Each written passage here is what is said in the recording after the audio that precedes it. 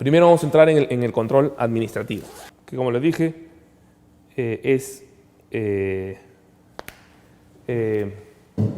primer frente, ¿no?, de enfrentamiento del delito de lavado de activos. Ok, ¿cuál es el órgano encargado de enfrentar el delito de lavado de activos, digamos, el fenómeno de lavado de activos? Pues ya lo vimos, ¿no? Es la UIF, la Unidad de Inteligencia Financiera. Y según la ley de creación de la UIF, es necesario un análisis, o sea, la UIF se encarga de analizar, su función es analizar, tratar, evaluar y transmitir la información para prevenir y detectar actos de lavado de activos, ¿no? O sea, su función es prevención y detección de actos de lavado. Y cuando, bueno, previene, si previene, muy bien, ¿no? Porque previene significa que no permite que se cometan. Pero si no previene, sino que detecta, entonces tiene una función de comunicación, de ser una línea de comunicación, un vaso comunicante con el Ministerio Público, que es el titular de la acción penal, ¿no? Porque si hay un lavado de activos, hay un delito, entonces la UIF, si el análisis de la información encuentra indicios de delito, es decir, detecta un acto de lavado de activos que constituye un delito, debe comunicarlo al Ministerio Público mediante un informe de inteligencia, ¿no? Entonces la UIF envía un informe de inteligencia a partir del cual el Ministerio Público pues decidirá autónomamente si abre diligencias preliminares, empieza una investigación por delito de lavado de activos. Ese es el primer nivel, digamos, a nivel de las funciones que tiene el órgano. Pero dentro de su labor de prevención y detección, este órgano, la UIF, lo que busca es establecer una normativa, supervisar el cumplimiento de esa normativa y eventualmente sancionar si es que no se cumple con esa normativa, que lo que busca es establecer estándares, ¿no?, estándares de prevención de lavado de activos y evidentemente también de detección. Y eso implica, de alguna forma, someter a un conjunto de administrados, ¿no?, de personas, digamos, que son objeto de supervisión, a un conjunto de obligaciones, a un conjunto de, digamos, de obligaciones o de tareas que tienen que implementar con la finalidad de contribuir a esa detección.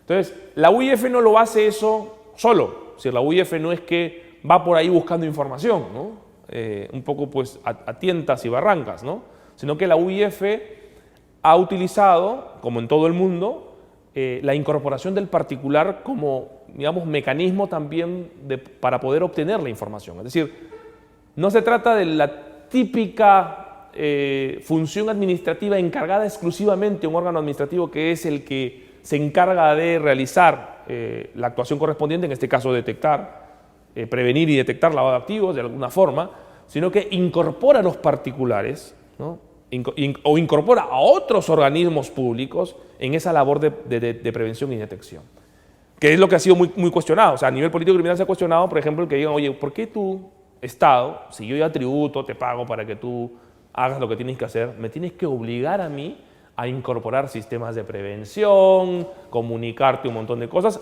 a mi costo, ¿no? Porque yo lo tengo que pagar, ¿no? Si ya te pago impuestos, ¿por qué tengo que hacer? Una discusión político-criminal. Pero más allá de la discusión, por decir así, que hay detrás de la realidad, el hecho es que el Estado ha dicho, no, yo te incorporo particular y estás obligado a hacerlo bajo sanción administrativa y eventualmente penal, ¿no? Entonces, bajo esas condiciones no hay más que discutir, ¿no?, sino simplemente cumplir. Ok, la colaboración obligada de los particulares, ¿cómo? A partir de los llamados sujetos obligados a informar, ¿no? Ya veremos un poco en qué consiste eso, pero es la primera característica, o sea, además de una institución que es la UIF, encargada de la prevención y la detección con funciones de reglamentación, supervisión y sanción, tiene la colaboración obligada de los particulares, que son los llamados sujetos obligados a informar, es decir, sujetos que por su posición en el sistema económico, por su posición en el mercado, pueden tomar conocimiento de operaciones de lavado, ¿no? Claramente, por ejemplo, en la colocación, por ejemplo, bancos, cajas municipales, ¿no?, empresas de seguros, ¿no?, en fin, empresas inmobiliarias, empresas que venden joyas, objetos de valor, notarios, ¿no?, aunque no les gustan los notarios, pues están ahí los notarios también, ¿no? Ahí los notarios. Los que nos hemos hablado todavía somos abogados y contadores, no estamos incluidos. Pero en Europa la línea es a incorporarlos. Y bueno, no sé, en algún momento posiblemente también abogados y contadores estaremos metidos ahí. Claro, los abogados creo que lo lucharemos mucho, ¿no? Porque, digamos, un tema de secreto profesional ahí es muy fuerte, ¿no? Es tema muy importante el tema. No sé si los contadores tengan la fuerza para oponerse, pero los abogados sin duda se van a oponer, ¿no? Para no tener esa obligación de informar, ¿no? Un poco por la especial confidencialidad con el cliente. Pero los notarios ya están incluidos. Los notarios ya están incluidos, ¿no? Ok, entonces, estos son los particulares, que son los llamados sujetos obligados a informar, es decir, a darle información ¿a quién? A la UIF, sobre operaciones sospechosas. No operaciones de lavado, o inusuales, no operaciones, no. He detectado aquí ciertas operaciones que podrían encerrar un proceso de lavado de activos. Te doy la información, ya, tú analízala y si entiendes que hay delito, emitirás tu informe de inteligencia y se lo pasarás al Ministerio Público para que proceda conforme a sus atribuciones, ¿no? Ese es el aporte de los sujetos obligados. Ahora, también se incluyen los órganos de supervisión sectorial, es decir, como yo soy UIF y como estos procesos de lavado se dan en diversos sectores, en diversos lugares, no solamente en el sistema financiero y bancario, ¿no? Se dan digamos, en todos los ámbitos económicos pueden darse procesos de lavado de activos, en todos los ámbitos económicos. Entonces, yo necesito incorporar, o sea, una o dos. Tengo dos alternativas, o hago una UIF omnicomprensiva, ¿no? Que entre en todos los ámbitos, o sectorializo el tema, ¿no? Sectorializo, ¿no? Como por ejemplo pasa en medio ambiente, ¿no? Medio ambiente podríamos perfectamente tener un órgano de supervisión único, total, no se podría, porque son tantos los sectores donde se puede producir afectaciones ambientales, entonces tienes gobiernos regionales, municipales, OEFA, INRENA, entonces vas un poco sectorializando en función del ámbito concreto quién es el órgano de regulación, supervisión y sanción. Bueno, pues la UIF también dice, o sea, ¿cómo es que tengo una UIF superpoderosa que se encarga? No, siguiendo la línea más o menos internacional, la UIF tiene fundamentalmente funciones en default, es decir, en defecto. ¿Qué quiere decir? Si hay un sector económico que tiene un órgano supervisor ya instituido, por ejemplo, Sistema Financiero Bancario tiene la SBS, entonces la SBS es la que cumple además las funciones de control administrativo del tema de lavado. Y solamente en aquellos sectores donde no hay un órgano de supervisión ya instaurado, entonces la UIF asume la labor de supervisión y control, ¿no? Entonces, claro, se cubren todos los sectores económicos y a su vez el Estado aprovecha los mecanismos administrativos ya existentes para realizar una labor efectiva a nivel de control, de supervisión, de prevención y detección de lavado de activos. Además de eso, es decir, además de tener sujetos obligados a informar, además de tener a los supervisores que cumplen unas labores de supervisión distintas, o sea, porque la SBS en principio supervisa los temas del cumplimiento de la normativa bancaria, la SMB digamos, fundamentalmente transparencia del mercado, cotización en bolsa, etcétera, etcétera. El MINCETUR regula los casinos y las casas un poco pues para asegurar también que no exista algún tipo de afectación a los intereses de los usuarios. Bueno, a eso se les da además una función de controlar que no se lave ahí, ¿no? Es decir, de prevenir, de detectar que no se esté lavando activos. Ok, además de estos órganos de supervisión están los llamados órganos de apoyo a la supervisión, que son fundamentalmente dos. En primer lugar, el oficial de cumplimiento, es decir, aquella persona que dentro del sujeto obligado a informar es el órgano de comunicación entre la unidad de inteligencia financiera para el suministro de información, el oficial de cumplimiento, y además el obligado a implementar y hacer que se cumpla internamente dentro del sujeto obligado a informar todos los estándares o las disposiciones administrativas sobre prevención y detección de lavado de activos. Y luego están los llamados auditores, el auditor interno y el auditor externo. El auditor interno que tiene que hacer un informe especial un poco de cómo tendría que manejarse el tema de prevención en lavado de activos, y el auditor externo, que es aquella persona, sea para aquellos casos de sujetos obligados a informar que tienen que someterse a una auditoría externa, y entonces además de ello tienen que hacer una auditoría externa de propósito especial en el que se establezca cuál es el nivel de cumplimiento del sujeto obligado a informar de la normativa correspondiente aplicable sobre prevención y detección de lavado de activos, ¿no? Es decir, esa es la red administrativa que se ha tejido para poder prevenir, es decir, evitar esto, o si no lo pueden evitar, detectar. Y cuando lo han detectado, lo comunican ¿a quién? Al Ministerio Público. Esa es la red. Una red con una UIF aquí, en el centro, con órganos de supervisión sectoriales, ¿no? Y con sujetos obligados a informar, y dentro de ellos el oficial de cumplimiento y los auditores. Esa es más o menos la red, en líneas generales, la red administrativa de control. Y un ámbito bien importante, en febrero de este año tuve la oportunidad de participar en un curso en los Estados Unidos organizado por el FIBA, que es la Federación Internacional de Bancos de la Florida, Florida International Bank Association, creo que es, ¿no? Y no saben, o sea, 1.400 personas. Y yo pensé, bueno, aquí vamos a hablar de penal. Penal el 10%. 90% era regulación administrativa. Reguladores. ¿No? Es decir, la importancia que ha adquirido el ámbito administrativo en el lavado de activos es muy, muy grande. Por eso yo estoy insistiendo en esta facultad, a ver si me hacen caso, en que se tiene que hacer ya en carrera, en pregrado, un curso de lavado de activos. Pero no porque es penal, tú que penalista quieres dar, no, o sea, de ese curso de lavado de activos yo tendría que dar el 25% a lo mejor. El 75% lo tendría que dar un especialista en derecho administrativo. ¿Por qué? Porque necesita explicar todo esto, toda esta red administrativa y todas las regulaciones específicas. Miren, solamente para SBS lo que hay, ¿eh? Esto no es nada penal, esto es administrativo, puro y duro administrativo, ¿no? Entonces, yo creo que, digamos, la importancia que la parte administrativa tiene es fundamental. Aprenderla, conocerla, manejarla y con ello también evitar cargas económicas sobre los sujetos obligados a informar, ¿no? Porque en el fondo, si yo incumplo administrativamente, pues me sancionarán y me pondrán multas, ¿no? Y además puedo tener un desprestigio comercial importante, ¿no? Porque imagínense, ¿no? Por ejemplo, el impacto que le pasó al HSBC sobre el tema de lavado de activos por dinero procedente en México de narcotráfico. ¿Qué sucedió? Cerró operaciones en toda Latinoamérica, solamente queda México y no sé si Brasil. ¿Recuerdan ustedes que teníamos una oficina del HSBC ahí al frente? Ya no hay, pues, ¿no?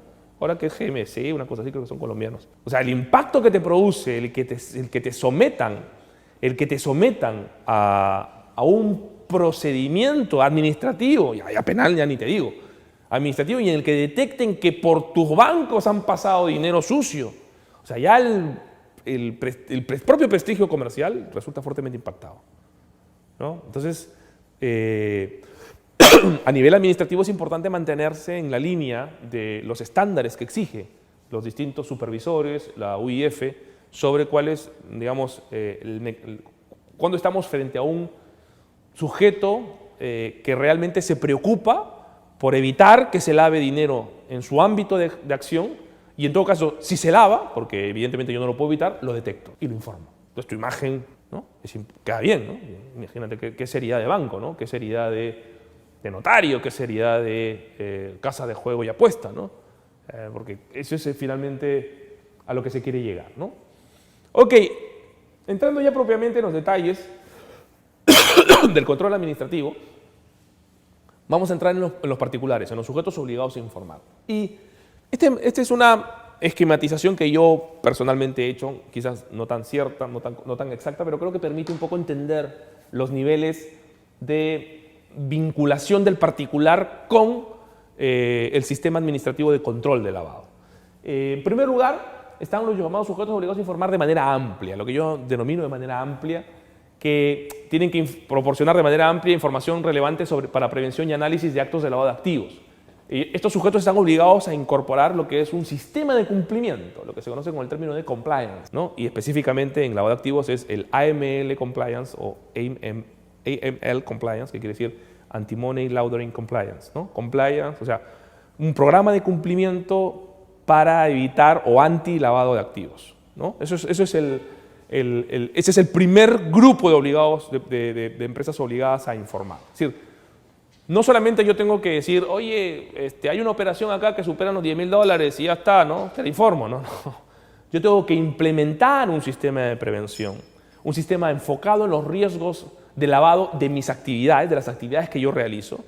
Y evidentemente, una vez que he detectado esa información a partir de todos estos mecanismos de control, procederé a informarlo a la unidad, a la SBS, o la unidad de inteligencia financiera, quien sea el ROS, emitiendo un ROS, un reporte de operación sospechosa o inusual, pero no solamente informando ciertas operaciones, sino estableciendo un sistema completo de prevención del lavado.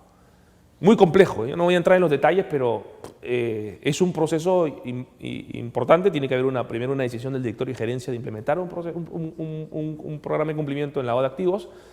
Tiene que haber una implementación que implica en primer lugar lo que es una identificación de riesgos, es decir, el famoso Risk Assessment, luego un inventario de riesgos, luego tienes que hacer una gestión del riesgo, el Risk Management, es decir, cómo yo puedo, digamos, reducir los riesgos de lavado y también cómo puedo yo detectar el lavado que se hace a partir de distintos mecanismos, por ejemplo, de validación de información.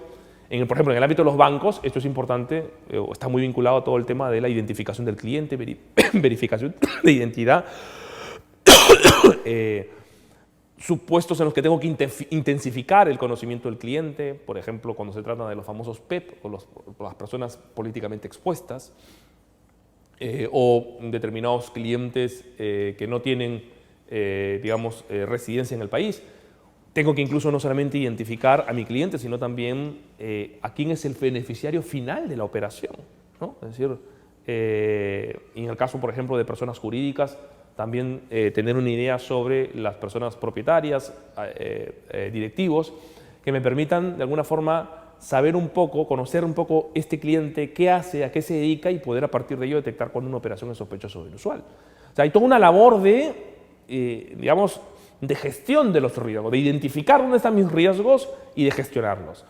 Luego de la implementación, luego de la formulación, para la primera etapa, la formulación del compliance, viene ya la implementación del compliance. Lo tengo que implementar. Eso significa capacitar a mis trabajadores, que cada trabajador sepa en su posición qué labor tiene que hacer para poder evitar que se realicen actos de lavado o detectar los actos de lavado. Incentivar, a partir incluso en algunos casos de bonificaciones a las personas que participen más en capacitaciones de lavado de activos.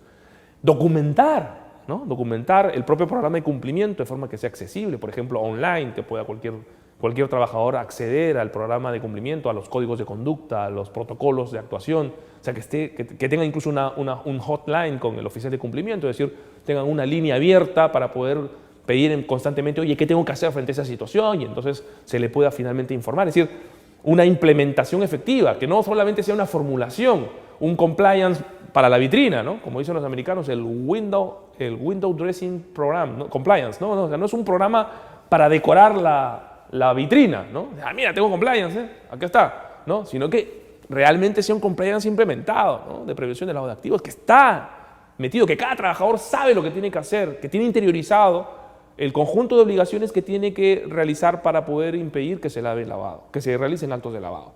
Y finalmente luego lo que es la consolidación y mejoramiento del sistema de prevención. ¿Cómo? Bueno, la mejor forma de consolidarlo es cuando detectas que alguien ha incumplido, lo tienes que investigar y lo tienes que sancionar internamente, para que el resto de los trabajadores sepan que si yo no cumplo con lo que me exige el sistema de cumplimiento, termino internamente sancionado. Y si por ahí esa investigación llega a determinar que no solamente omití, sino que incluso estoy metido, entonces informar a la UIF y comunicar finalmente y dar los elementos probatorios que sean necesarios para que esa persona sea investigado y procesado y condenado eventualmente por delito de lavado de activos, ¿no?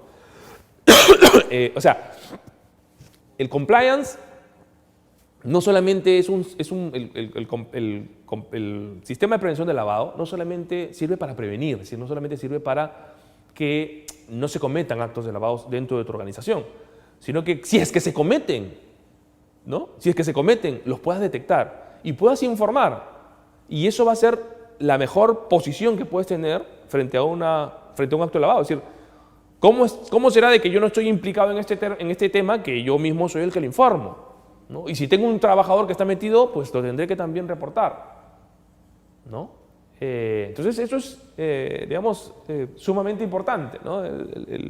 El que se consolide el sistema y el mejoramiento, ¿no? La revisión, ¿no? Por ejemplo, en el caso de las SBS, establece que por lo menos con una periodicidad de 2 años se tiene que revisar nuevamente todo el sistema de prevención del lavado en este proyecto, ¿no? Cada 2 años se tendrá que revisar el proyecto, el programa de cumplimiento, el sistema de prevención, ¿no? Entonces, esto es a lo que la legislación administrativa obliga a estos primeros sujetos obligados. Tienen que implementar un sistema de prevención del lavado de activos enfocado en riesgos, ¿no? Tienen que desarrollarlo con base en parámetros legalmente establecidos, además, ¿no? Su labor no se limita a informar sobre determinado tipo de operaciones, sino a identificar a los clientes, registrar las operaciones y organizar un sistema idóneo de prevención de riesgos de lavado de activos. Entre los sujetos que de manera amplia están obligados de manera amplia están las empresas del sistema financiero y del sistema de seguros, las empresas emisoras de tarjetas de crédito y débito, las cooperativas de ahorro y crédito, los fiduciarios o los administradores de bienes, empresas sin consorcio, las sociedades agentes de bolsa, las sociedades agentes de productos y las sociedades intermediarias de bolsa, las sociedades administradoras de fondos mutuos, fondos de inversión, fondos colectivos y fondos seguros de pensiones, entre otros. Artículo 11.1 del reglamento de la Ley de Creación del Lavado de Activos, de la UIF, perdón. ¿Qué pasa si esos sujetos obligados no implementan estos mecanismos? Primero, si no lo implementan, por no implementarlo, sanciones administrativas. Y si por no implementarlo participan en un delito de lavado, proceso penal. Y eventualmente condena. No, o sea, ojo, el que un sujeto obligado a informar no cumpla con lo que la normativa administrativa le exige no implica delito aún, ¿no? O sea, puede ser que, por ejemplo, yo no he implementado un sistema de control, pero porque Dios es grande no ha habido lavado, ¿no? En ese momento, ¿no? O si lo ha habido, yo no he tenido directa participación en el mismo, ¿no?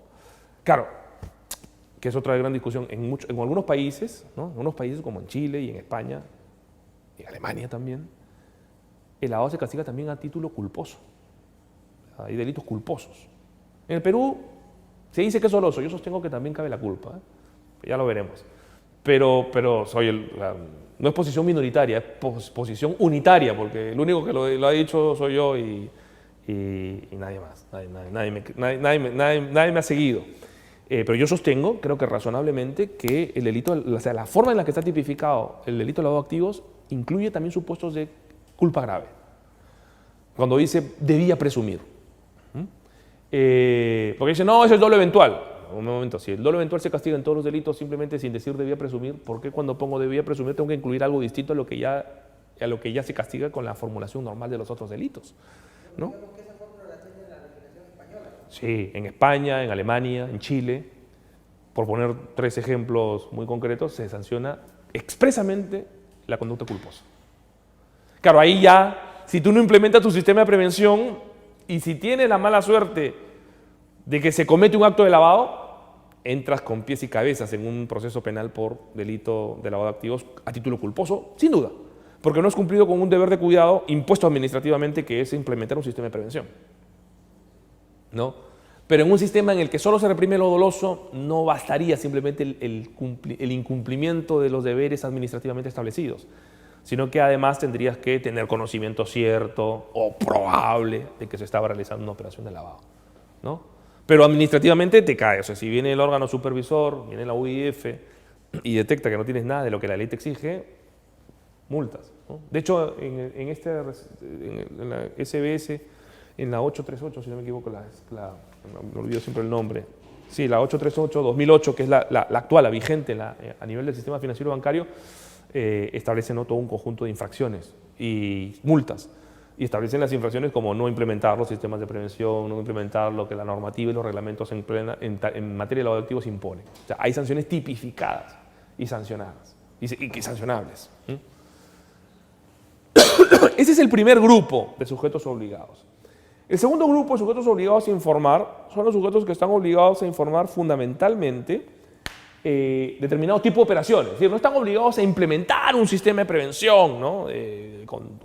Con oficiales de cumplimiento. Bueno, puede tener oficiales de cumplimiento, pero no necesitan implementar un sistema, no necesitan implementar todo un sistema de gestión de todos los riesgos que pueden tener en la actividad que despliegan, sino que están obligados a comunicar ciertas operaciones específicas, concretamente las que superan los $10.000 o equivalente en moneda nacional, o los $2.500 en el caso de empresas de transferencias de fondos, y en el caso de operaciones mensuales equivalentes a $50.000. ¿Quiénes son estos señores? Bueno, estos sujetos son las personas naturales y jurídicas que se dediquen a la compra y venta de divisas, el servicio de correo y courier, el comercio de antigüedades, el comercio de joyas, metales y piedras preciosas, monedas, objetos de arte, sellos postales, préstamos y empeños. Del mismo se incluye a las agencias de viaje, turismo, hoteles y restaurantes, los notarios públicos, los martilleros públicos, las personas jurídicas o naturales que reciban donaciones o aportes de terceros, entre otros. Todos ellos tienen que informar ese tipo de operación. Informar simplemente, ¿no? Claro, en algunos casos también tienen que informar la operación, pero además también la explicación que el sujeto hace, ¿no?, sobre los fondos que se utilizan, ¿no? Por eso siempre en este tipo de casos te preguntan por la procedencia. Y dice, ¿y de dónde procede esto? Bueno, préstamos, ahorros, mi abuelita se murió, en fin, me dejó una cantidad de dinero y es lo que yo estoy utilizando. Entonces eso se comunica, se reporta, se comunica. Pero no estoy obligado. Ojo, el notario, por ejemplo, no está obligado a implementar todo un sistema de prevención de toda su actividad notarial y cualquier tipo de operación, que pueden lavar, ¿no? Informar, ¿no? Como emitir un ROS. No. Ellos no tienen un sistema de cumplimiento amplio. Simplemente reportan operaciones sospechosas en función del umbral legalmente establecido a partir del cual esta operación tiene que reportarse. Son los segundos, que son sujetos obligados a informar, sí, pero de menor intensidad, ¿no? De menor intensidad. Y finalmente están los llamados, en tercer lugar, los llamados sujetos obligados a informar, pero que solamente están obligados a suministrar información requerida. Es decir, no tengo que informar nada, no tengo que detectar, no estoy obligado a detectar nada con un sistema de prevención, no tengo que informar nada, pero tengo que responder a los requerimientos que se me hagan de información. ¿Quiénes son esos sujetos? Por ejemplo, la SUNAT, ¿no?, la SMB, la SUNARP, las centrales de riesgos públicas o privadas, el RENIEC, las cámaras de comercio, el COFOPRI, el DIGEMIN, la Contraloría General de la República, el Proyecto de Titulación de Tierras y Catastro del PET, el Seguro Social de Salud, el Ministerio de Comercio Exterior y Turismo, la Empresa Nacional de Puertos, de Vida, la Empresa Nacional de Coca, el Organismo Supervisor de Inversión de Energía y de Minería, OSINERMIN. Todos ellos tienen que dar la información que solicite la Unidad de Inteligencia Financiera para las investigaciones que estén realizando, ¿no? Son también sujetos obligados a informar, ¿no?, a requerimiento del órgano administrativo de control. Entonces, esos son los particulares, ¿no? Entonces, pregunta, ¿nosotros somos sujetos obligados a informar? No, pues porque no somos abogados en todo caso, con lo cual, en principio, si nuestro cliente viene y nosotros le decimos, ¿cuántos son sus servicios? $50.000, y nos paga $50.000, yo no tengo que decir, por si acaso que un señor me dio $50.000, ¿no? Le tengo que decir, ¿de dónde proviene? Mejor ni preguntes, ¿no? Nada, está perfecto, no hay problema, ¿no? Y no pasa nada, administrativamente nada. Penalmente podría pasar, ¿no? Porque claro, el hecho de que yo no sea un sujeto obligado a informar significa que yo no estoy sometido al control administrativo y que no me pueden sancionar administrativamente porque no incumplo ninguna obligación administrativa que me impongan. Pero si yo recibo esos $50.000 sabiendo que es de procedencia delictiva en un proceso de legitimación aparente de capitales, entonces me procesarán como autor del delito de lavado de activos sin ningún inconveniente, ¿no? O sea, para poder ser autor del delito de lavado de activos no hay que estar administrativamente obligado a cualquier persona, ¿no?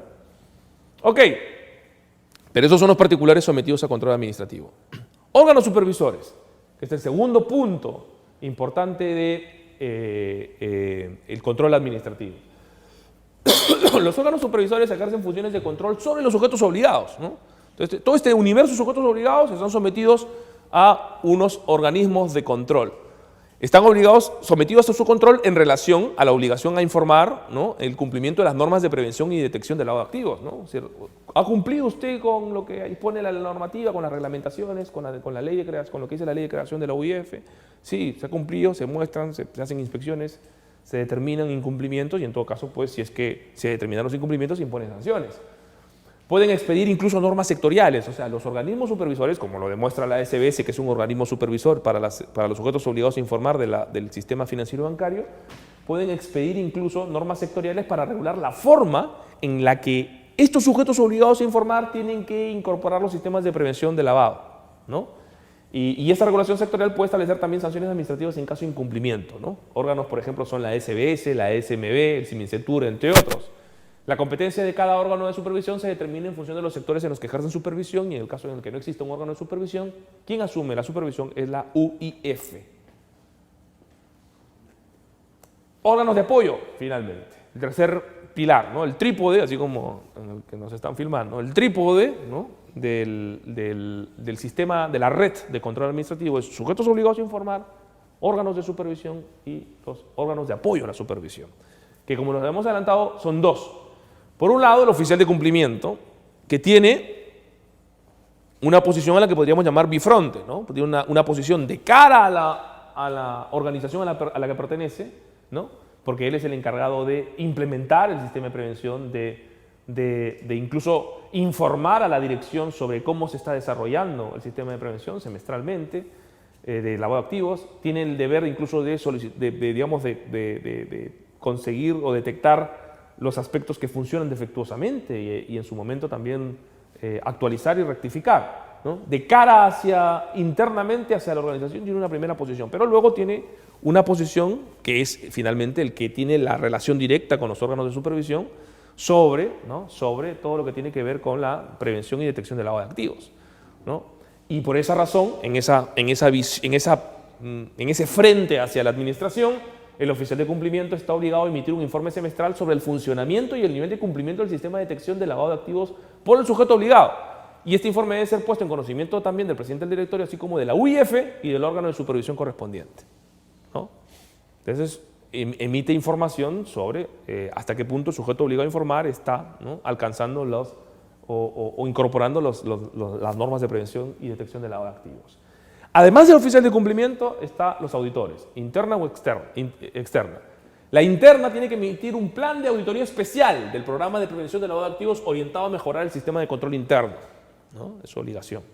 Y en el caso del auditor externo, ¿no?, cuando el sujeto está obligado a auditar sus estados financieros, deberá un auditor interno distinto al que audita los estados financieros emitir un informe especial con fin propio, en el que se establecen los incumplimientos de las disposiciones antilavados establecidas por la ley o por el órgano supervisor correspondiente, ¿no? Es decir, tiene que establecer también, hacer un análisis de cumplimiento de las normas de prevención del lavado de activos, este informe especial, ¿no?, distinto a la auditoría que se haga respecto a los estados financieros. Ese es el universo administrativo, la red administrativa en relación con el delito de lavado de activos, ¿no? Esa es la red, el sistema de prevención administrativo. Retomando la idea, ¿no? La decisión político-criminal del Estado peruano ha sido, ok, vamos a hacer frente al delito de lavado de activos, digamos, por dos dimensiones, son dos ámbitos. En un ámbito administrativo, a partir de esta red de control orientada a la prevención y detección del lavado de activos, y en un ámbito penal, ¿no?, que fundamentalmente es represivo, a partir de la ley del delito de lavado de activos, el decreto legislativo 1106. He hecho una primera exposición general sobre la parte administrativa de esta red de control administrativo, y lo que corresponde ahora es entrar a la parte penal.